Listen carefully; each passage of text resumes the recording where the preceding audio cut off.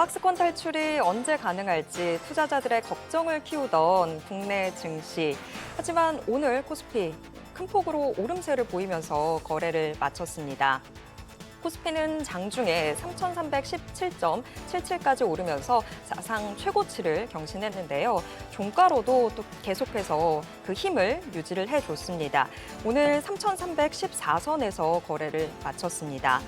코스피 보면 외국인 매수세가 대단했더라고요. 네, 개인은 2조 원을 넘게 매도를 하면서 2조 원 넘는 건 간만에 본 것 같습니다. 외국인이 계속 매수를 하고 있는데요. 특히 이제 미국에서 어저께 오라클 발표되면서 반도체 쪽 훈풍이 부는 것 같습니다. 네, 다시 한번 또 AI 쪽으로 바람이 오고 있는 것 같습니다. 지금 보시고 계신 머니쇼는 SBS BG앱과 유튜브에서 실시간 시청이 가능합니다. 더 많은 국내 주식 정보 받아보실 분들은 카카오톡 채널 머니랩 추가해 주시기 바랍니다. 그럼 오늘 증시인사이트 출연자 모시고 자세한 이야기 나눠보겠습니다. 키움증권 투자전략팀 한지영 연구원 모셨습니다. 안녕하세요. 네, 안녕하세요. 네. 코스피 지수가 지금 내일 있을 이벤트를 바라보면서 일찍 축포를 터뜨리고 있는 것 같은데요. 네. 양도세 대주주 기준 50억 원 유지될 네. 것 같다라는 전망이 좀 큰 것 같습니다. 오늘 시장 좀 어떻게 보셨을까요? 네, 오늘 느낌은 축포라기보다는 거의 대포를 쏜 느낌이 대포. 강하죠. 그러니까 외국인 같은 경우도 1.3조 원대 순매수를 한 것도 되게 1조 원대 넘게 순매수한 것도 굉장히 오랜만이고 또 저희가 좀 약간 답답했던 혈이 뚫린 기분입니다. 왜냐하면은 지난주까지만 하더라도 코스피가 거의 2달 동안에 3,200에서 일종의 약간 가두리 양식장 채워진 마냥 거기서 갇혀 있었는데 그거 어떻게 뚫을까 늘 한 2달 정도 고민했는데 그거를 이제 하나둘씩 좀 뚫리게 만드는 그 분위기가 조성이 되고 있는 것 같고 대주주 양도세가 일단은 단기 촉매가 된 것 같습니다. 그걸로 이제 8월 초부터 대략 한 달 넘게 방향이 정해지지 않고 일종의 불확실성이 높은 상태였는데 이제 거기에 대해서 이제 조만간에 50억 원 현행 유지로 하겠다라는 정부의 발표랑 또 여기에 더해서 뭔가 이제 취임 100일에 맞춰서 이제 증시 성과도 조금 이제 그 숫자를 맞추려고 하는지 국민성장펀드도 100조 원에서 150조 원까지 상회했다는 소식까지 전해졌던 게 오늘 우리나라 증시에 좀 축포, 코스피 신고가 경신에 영향을 주지 않았나 이렇게 보고 있습니다. 네, 특히 오늘 하이닉스가 굉장히 많이 상승을 했잖아요. 네. 그래서 결국은 어저께 이제 오라클 실적 발표되면서 AI 거품이라고 난리 쳤던데 그쵸. 결국 AI 거품 아니라 결국 AI인가. 그러다 보면 맞죠. HBM 계속 가야 되잖아요. 네, 그러면 맞죠. 지금이라도 따라서 가야 될까요? 이게 가장 어려운 주제죠. 오늘 폭등한 종목 지금이라도 사야 되는지에 대해서 되게 네. 애매한 대답하기 어려운 답변일 수도 있는데 그냥 하루 이틀 안에 내가 승부를 보겠다라고 하시는 분들은 내일 바로 안 사셔도 될 것 같은데 그래도 이제 좀 길게 보겠다. 최소한 2달, 3달 이상 보겠다라고 하시는 분들은 연말까지 나는 증시를 보겠다 하시는 분들은 오늘이더라도 아니면 내일이더라도 언제 사도 저는 아직은 수익 기회는 HBM에서 저는 찾아볼 수 있다. 이렇게 좀 보고 있습니다. 또 로봇주도 좀 얘기를 해볼까요? 로봇주는 오히려 노란봉투법이 나오고 난 이후에 네네. 좀 다른 분야들은 침체되어 있었던 상황에서 로봇주가 사실 거기서 좀 네. 힌트를 얻는 분위기였었잖아요. 이런 또 로봇주 자체만 또 힘을 받았던 게 아니라 나우로보틱스 상장 과정에서 이 상장을 주관했던 대신증권까지도 또 네. 함께 상승 탄력 받는 모습도 나타났는데 이런 거는 사실 좀 처음 보긴 했었거든요. 네, 로봇주 갔던 거는 타이밍도 되게 좋았던 것 같아요. 로봇주가 이제 8월 말 9월 초 이때 주가가 굉장히 이제 저희 화면에 나오는 것처럼 저돌 주식들을 중심으로 굉장히 시세가 셌는데 이때 상황들을 보면은 로봇 빼고 우리나라 증시에 재료가 별로 없었습니다.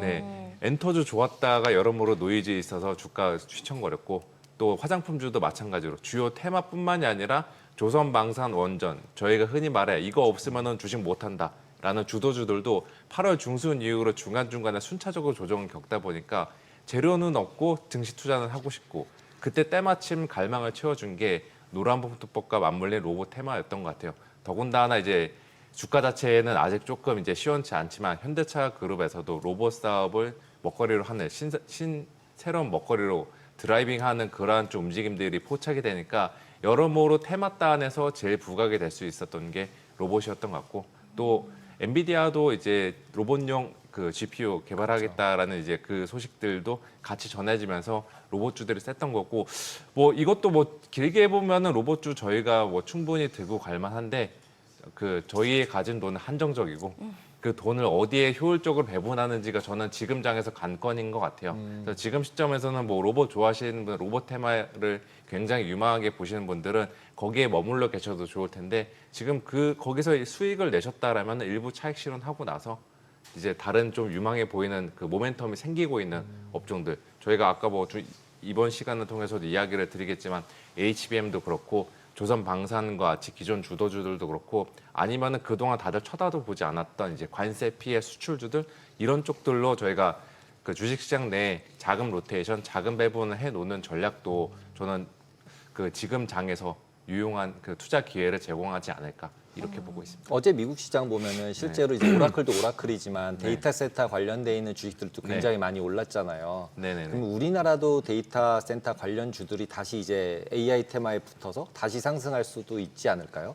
그렇죠. 그런 대표적인 게 전력기기라고 저는 생각을 하고 있고 보통 데이터 센터 쪽과 관련해서 우리나라 국내 증시에서 주목을 받았던 게 원전이란 전력기기인데 이 원전과 전력기기 주도주였잖아요. 저희가 조방, 원전 막 이렇게 주도주였는데 약간 주도주 내에서도 최근에 약간 차별화가 옥석가리가 진행되고 있는 것 같아요. 주도주라고 하는 거는 일단 내러티브가 붙으면 주도주 될 수 있는 요건이 되죠. 거기에 실적까지 같이 겸비가 되면은 이건 주도주로서 그 지위를 탄탄하게 유지할 수 있는 것 같은데 원전은 지금 내러티브는 굉장히 훌륭한데 여기에 대해서 8월 달 이후로 뭔가 살짝 잡음이 생긴 것 같고 또 실적도 아직은 여기가 되게 가시적으로 AI 쪽에서 나온다라는 느낌들을 평균적으로 받기가 없다는 느낌이 별로 없습니다. 반대로 전력기기 같은 경우는 AI 쪽 내러티브 수혜 분명히 있고 실적도 지금 뒷받침되고 있으니까 원전이란 전력기기, 데이터 센터 내에서 우리가 주도주 혹은 유망한 업종들 앞으로 뭘 들고 갈까라고 봤을 때 저는 전력기기 쪽이 조금 더 유리하지 않을까 이렇게 생각하고 있습니다. 미증시에서 조금 더 확장해서 보면 이제는 뭐 오라클이나 네비우스가 굉장히 또 주목을 받았잖아요. 네네. 그 전까지는 뭐 AI 버블이다라는 이야기도 그렇죠. 있었는데 이제는 조금 흐름이 달라진 것 같아요. 네. AI 안에서도 클라우드 산업으로 좀 더 세분화되면서 이제 상승 탄력이 돌고 있다라는 생각도 네. 들었거든요. 어떻게 보셨어요? 그렇죠. AI 저희가 사실 버블이라는 거는 터지고 나서야 아는 거고 이제 그 전에는 사람들 간의 의견 교환만 이루어지는 건데 8월 달에 뭐 미국도 좀 갇혀 있고 AI주들 조금 쉬어 있다 보니까 야 얘네 주가가 지금 부진한 거는 단순히 뭐 가격 뭐 밸류에이션 부담이 아니라 여기는 뭔가 버블의 징후가 있다. 때마침 그 당시 때 뭐 저희가 복귀를 해 보면은 그 샘 올트만이 AI 시장에 뭔가 버블이 낀 것 같다. MIT 보고서에서도 뭐 5%의 기업만이 AI로 뭐 수익을 내고 낸다. 있다. 이런 식의 재료들이 등장하면서 AI 버블론에 힘을 실어줬던 건데 현재는 상황이 많이 바뀌었죠.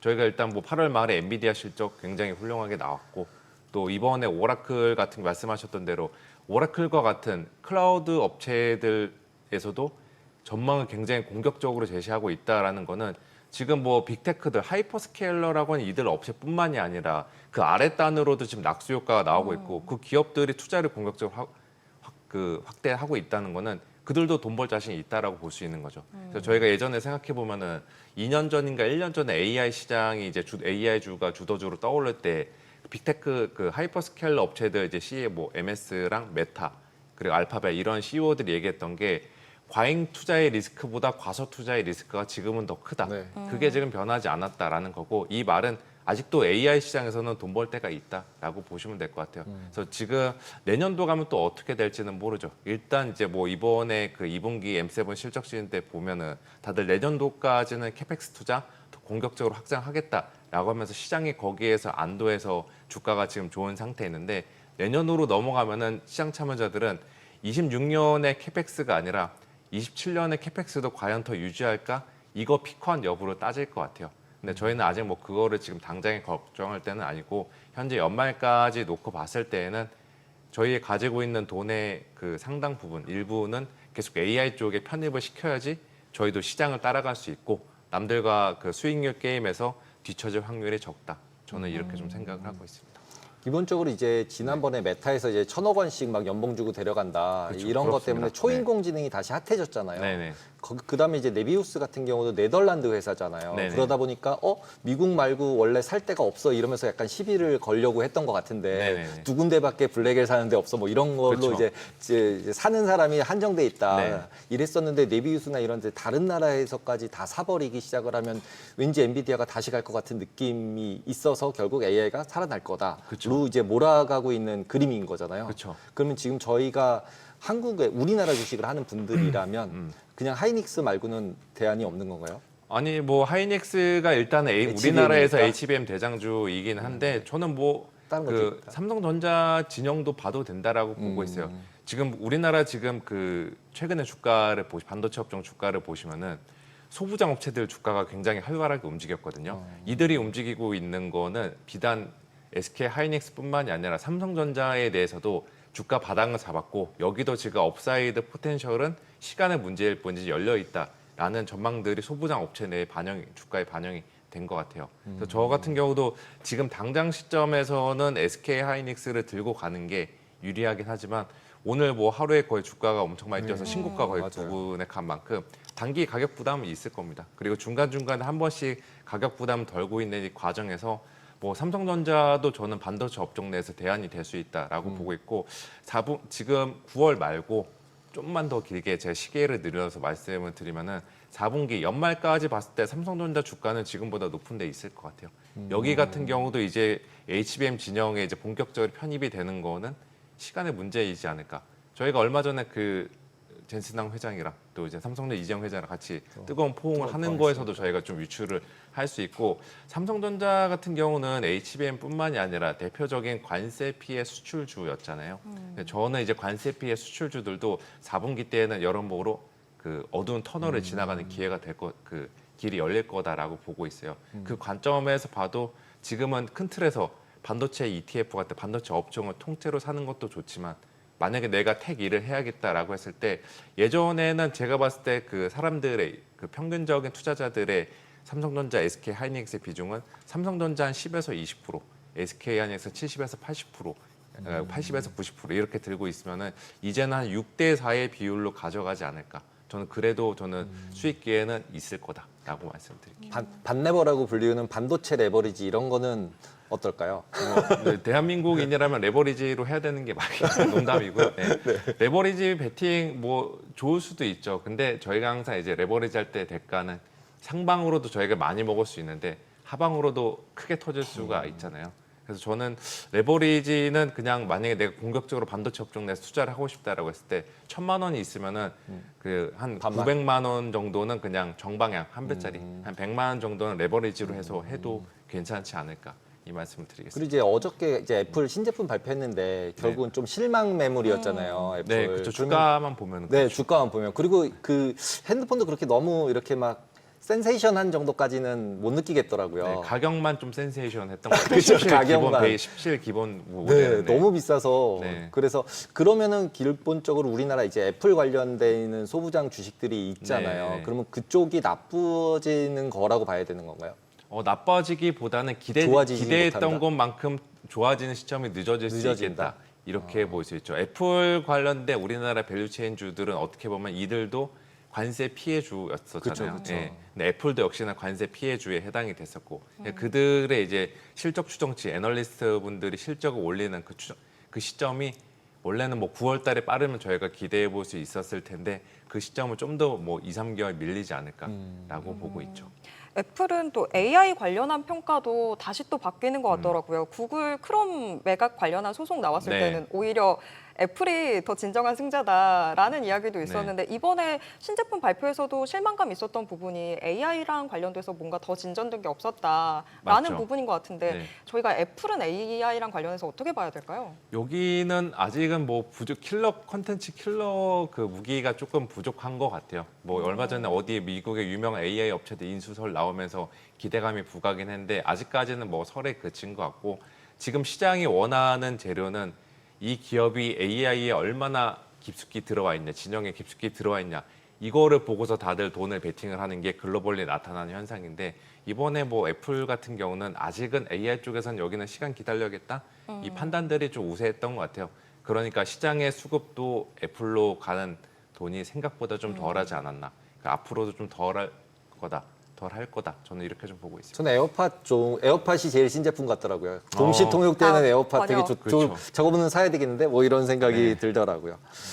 근데 이제 그리고 저희가 지금 포커스에서 보는 게 결국은 이제 뭐 인플레이션이냐 고용이냐 했다가 고용은 어저께 이제 완전히 망가져 버렸잖아요. 네네네. 그럼에도 불구하고 이제 어느 정도 시장은 좋았고 네. 그러면서 실제로 러셀은 많이 빠졌어요, 오히려. 네네. 그 얘기는 결국 경기가 침체되는 거는 침체다. 그리고 반대편에 AI로 밀어서 올린다. 이렇게 봐야 되나요? 그렇게도 볼 수 있고 아직 이 고용 충격, 고용 결과에 대해서 시장에 좀 의견이 엇갈린 것 같아요. 그러니까 약간 긍정적으로 보는 진영, 그러니까 주가를 올리려고 하는 그 진영은 이번 고용 최근에 뭐 이번 주에 지난주부터 발표된 고용 지표들 아니 뭐 고용 안 좋아지는 거 누가 몰랐냐. 그리고 우리가 생각했던 것보다 그냥 평균적인 수준의 하향에 그쳤다. 이런 식으로 해석하면서 이 상태에서 금리 인하 하면은 경기 침체라기보다는 연준은 이제 1995년도나 98년도 혹은 이제 작년에 2014년도 9월처럼 했던 것처럼 그냥 보험성 금리 인하가 될 거다라고 보는 것 같고 반대로 안 좋게 보는 사람들은 아니 지금 초반부터 이렇게 망가졌는데 앞으로 더 망가질 일만 남았다. 연준은 금리 7월이든 아니면 올해 6월이든 진작에 내렸어야 된다. 늦었다. 정책 시기다. 이런 식으로 해석하는 것 같아요. 그래서 전체적으로 어제 같은 경우 미국 증시를 봐도 다우, S&P, 나스닥은 소폭 올랐지만 이제 러셀 같은 경우가 주가가 급락을 한 것도 그만큼 아직까지 시장 참여자들 간의 의견의 교통 정리가 되지 않았음을 시사한다라고 보고 있고 저는 개인적으로 미국의 경기 침체는 그 확률이 낮다. 낮을 거다. 그 냉각 확률도 저는 크진 않다라고 보고 있어요. 그 제가 보는 데이터가 있는데 이거 하나만 좀 간단히 말씀을 드리면은 미국의 전체적인 경기 모멘텀을 측정하는 경기 서프라이즈 지수라는 게 있습니다. 이게 소프트 데이터랑 하드 데이터를 결합해서 만든 지수라고 보시면 될 것 같은데 그게 저희가 뭐 과거의 경기 침체나 아니면 22년도 러우 사태, 2011년도 유럽 재정위기처럼 경기 전반적으로 침체는 아니더라도 냉각까지 우려가 조성이 됐을 때 그 경기 서프라이즈 지수는 평균적으로 마이너스 50포인트 이하로 내려갔었던 적이 굉장히 많았었거든요. 근데 지금 미국 막 고용 쇼크 나고 뭐 침체니 뭐니 이런 논의가 활발히 오고 가고 있는 현 시점 그 지수의 레벨은 지금 플러스 20포인트대입니다. 레벨의 차이가 많이 난다라는 거죠. 여기서 뭐 레벨이 둔화 돼봤자 과거처럼 마이너스 50으로 한 번에 갈까? 저는 뭐 개인적으로 그렇게 보진 않고 이렇게 레벨이 완만하게 둔화되는 상황 속에서 연준이 금리 인하를 하면은 이거는 보험성 금리 인하가 될 확률이 높다. 저는 이렇게 보고 있습니다. 다만 이제 좀 걱정이 되는 건 이거죠. 9월 FOMC 끝나고 나서 세론이라는 물량이 나올까 봐. 예. 지금 여기 이 상암동에 있는 분들 붙잡고 다 물어보셔도 연준 25bp 금리 인하하는 거 모르시는 분도 없을 것 같아요. 예, 이미 금리 인하 자체는 사실상이 반영이 됐고 관건은 9월달에 인하하는 게 중요한 게 아니라 과연 10월달 그리고 12월달 그리고 내년까지도 금리 인하 사이클을 계속 가져갈까 그게 저는 관건이 되지 않을까라고 보고 있습니다. 연구원님은 어떻게 전망하시는데요? 저 같은 경우는 일단은 올해는 2번 정도 할 것 같아요. 9월달, 10월 말에 있을 저희가 원래 통상 11월 FOMC라고 하는데 네. 10월 말에 있는 FOMC 때 그래서 연속으로 25bp 2번 인하하고 그 12월 달은 한번 상황을 본 다음에 내년도에 또 인하 사이클 여부를 결정하지 않을까 이렇게 생각하고 있습니다. B컷까지는 전망 안 하시나요? 네, B컷 해줬으면 뭐 좋기는 하죠. 뭐 트럼프는 어제도 뭐 한 75, 한 100bp 인하해야 된다라고 막 이야기를 하고 있는데 지금 그렇게 B컷 이상의 금리 인하를 하면은 하루 이틀은 환호를 할 수 있을 것 같아요. 근데 한 2, 3일 정도 지나서 이제 좀 냉정을 되찾고 생각해 보면은 사람들 이 생각하겠죠. 왜 저들이 25로 한 번에 50을 인하했을까? 이거 지금 미국 경제 균열이 생기고 있을 까 약간 그런 식의 그 부정적인 신호를 전달할 리스크가 있기 때문에 지금은 그냥 9월 달에 25 하고 가는 게 시장 입장에서는 가장 무난한 시나리오가 아닐까 이렇게 보고 있습니다. 그다음에 걱정되는 게 결국 인플레이션이잖아요. 그쵸. 지금 이 상황에서 관세 때문에도 인플레이션 생기는데 그 네네. 상황에서 지금 금리 인하까지 해서 인플레이션에 불을 지르냐. 맞죠? 이게 이제 핵심 논리고 네. 그게 이제 오늘 PPI 내일 이제 CPI까지 나오면서 확인이 될 텐데 어떻게 보세요? 네, 그래서 저 참 PPI 발표 직전에 나와서 좀 부담이 돼서 제가 이거 말하는 모든 게 오늘 밤에 있을 결과값으로 인해 전부 다 바뀌겠죠. 전망이 또 무위로 돌아갈 수 있지만 그 위험을 좀 감수하고 이야기를 드리면은 PPI 인플레이션 전반적으로 뭐 또 빠지겠죠. 올라는 갈 것 같은데 어차피 지표에 대한 주식시장의 반응은 그 지표가 전달 대비 올랐냐 말았냐보다 우리의 생각보다 우려보다 얼마나 올랐냐 덜 올랐냐 이게 중요한 것 같아요.